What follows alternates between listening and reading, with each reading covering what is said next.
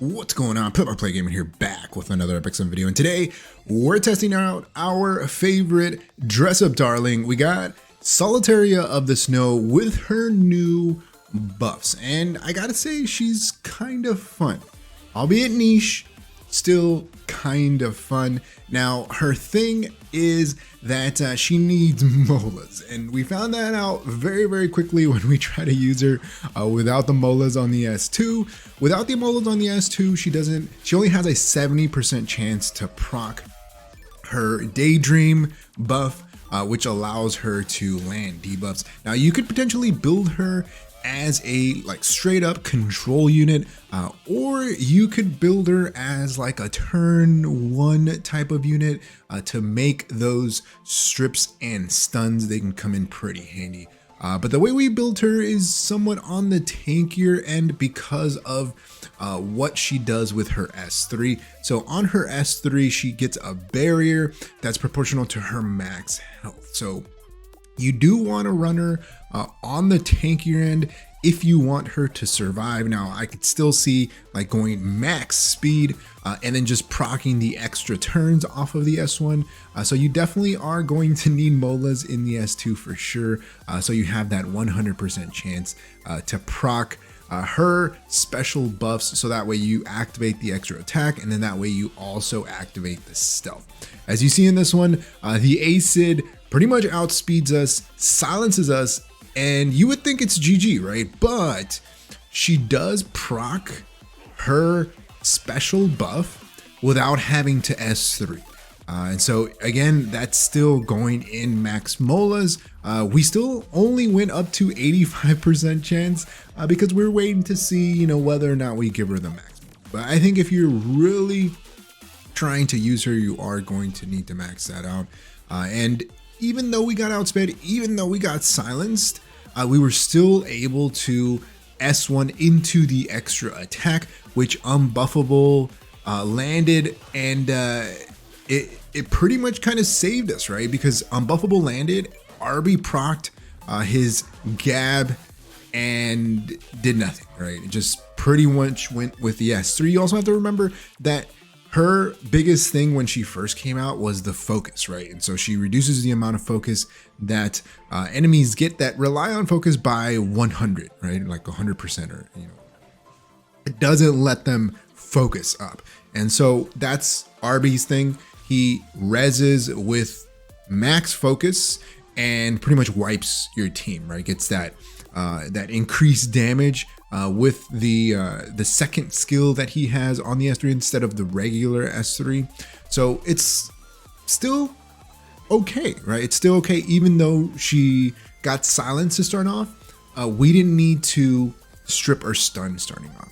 So in this one, we do have BBK. We are going with the S3. We are also able to strip that immortality. We do land a blind on the BBK, which it isn't that great, but you also have to remember that we stripped the immortality. So that gives us a chance to come in and pretty much wipe the team if it weren't for Spirit Eye Celine here, which gives everybody immortality buff again. But we can kind of go with the Landy here, give everybody down to 0 or 1 HP, get buffs up, and then pretty much control after this. They don't have any other cleanse outside of Queric, and he already used his cleanse.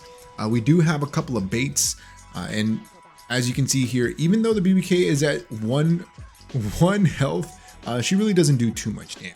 That Queric will focus on the Solitaria because of the elemental being a dark unit, but we really don't need attack, right? And as you can see here, we're able to get that extra attack. We do have her on the Fairy Tale artifact, and that pops for an extra bit of damage, which is pretty nice here and there. I think it'd be a lot better if we had it fully maxed out. I think ours is only like plus 18. We are bringing her into RTA in this one. Aren't able to go first, but we don't need to because she's going to control with that S1 extra attack. And I think that's my favorite part of her buffs, is the S1 strip into the extra attack debuffs. I think that even though we were running her on that little bit of extra damage, I think potentially running her on another artifact, maybe like Book. She is a mage, so you can run her on Abyssal. She does have in her extra attack a 25% chance to stun, which can be pretty devastating if you're able to land a bunch of stuns, but we usually didn't land stuns. You'll see in this one here, we try to go on the Ruele, but I mean, for the most part, we're probably not going to stun, right? We're not going to stun because we're not that high effectiveness. I think her effectiveness is only like 80 or 85%. Again, you can build her as a full control unit. But here, we're just trying to set up the Lionheart Sirmia, right? We just go with the Sirmia and then pretty much just nuke the entire team. We did kind of re-gear our Sirmia out of the lifesteal, even though it was a bunch of fun. She would never get a turn, but you'll see in this one, we started to get cleaved and then they kind of switched it up at the end. I think they misplayed by bringing the LQC, right? The Briseria is there to strip, but they didn't strip the remove. On this one, it could have been huge if we would have got 15%ed and not stunned the LQC, but we were able to get the LQC, and as long as we were able to stun her, it's pretty much GG after that, because they have no way of nuking anyone else except for potentially getting soloed by the Violet. And as you can see here, he takes out the Arby, we get attack buff, we do land the hit on the Violet, but our only play here is to just RNG him back and just hit the Violet, right? That's all we have to do. After that, we can just soul burn S3 with the RB and it's pretty much GG. So with the big stun there, on this one, we're not gonna outspeed the Conqueror Lilias. Again, we're only 270 speed, so we're gonna go after everyone else. But for the most part, it doesn't really matter if we get provoked or if we get attack broken, which is nice. You know, we can choose to stun someone here, or we can choose to potentially strip and then go with the S1 extra attack. We do land unbuffable on that one, which is actually pretty nice. We land some stuns and we land blind on everyone else except the A.Ravi. The Rimuru goes now, he's able to cut, and then we can go with the S3 with the Rimuru and then kind of open everybody up with that defense break. Again, trying to set up the Lionheart Sirmia with that defense break, but we do end up losing our Landy here, you know, towards the end. But after this, it's kind of difficult to recover, right? We don't have any kind of cleanse, so once this FCC goes, that's pretty much the end of our Solitaria. It was kind of tough trying to pick her every single game because she's not good every single game. And she's great against focus units, but with the current meta, there's going to be a lot of faster units than your Solitaria, more than likely, unless you have your best speed gear on her. Even then, you know, I think that she's still going to need a lot of effectiveness, a lot of bulk, so she will need a lot of stats. But if you are really into Solitaria, you know, I think she performed fairly well, even though we brought her into units without focus. So there's that. Here we have Solitaria of the Snow. We got her some molas, +3 on the S2. There were a couple of times where we didn't proc Daydream or Stealth, so this is going to be a #1 priority if we do end up running her, or if you're thinking about putting some molas into her. I would actually prioritize this before the S3 getting the -1 turn, because this being at 100%, this is what's going to make her. And then the Daydream is going to be her bread and butter. The S3 is really, really nice with the stun, just like it was before. She does get that barrier proportional to her max health, so that's why we have her somewhat tanky. Ideally, we would build her faster, maybe at least like 20k HP, something like that. But the -1 turn cooldown is fine. I mean, damage I don't think you're really going to put too much damage on her because you want her tanky so that she survives with that barrier. And then the S1, no molas in the S1 because we're not going damage. We're going kind of control-ish.